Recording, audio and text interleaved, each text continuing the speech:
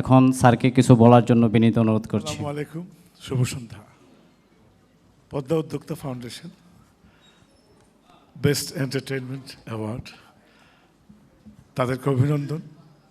শিল্পীদের এখানে তাদের গুণের কদর করছেন, এটাতে শিল্পীরা আর কি আশা করবে? ভালোবাসে শিল্পীদের প্রথম কামনা।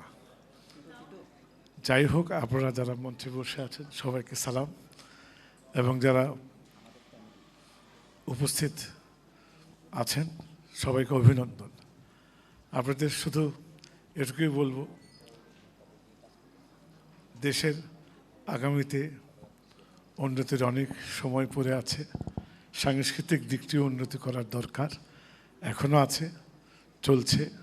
আপনাদের সহযোগিতা দোয়া যতটা থাকবে ততই এই দেশের সঙ্গীত আকাশ এবং সাংস্কৃতিক অঙ্গনে যা যা আছে সবই, খেলাধুলা বলেন, ক্রিকেট বলেন, সাংবাদিকতা বলেন, সব কিছুরই নিয়েই কিন্তু সাংস্কৃতিকের মূল তথ্য হলো কিন্তু সকাল থেকে সন্ধ্যা আমরা যা করি তাকেই বলে।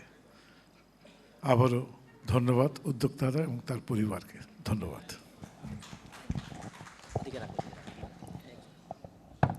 ধন্যবাদ জনাব ফেরদৌস ওয়াহিদকে।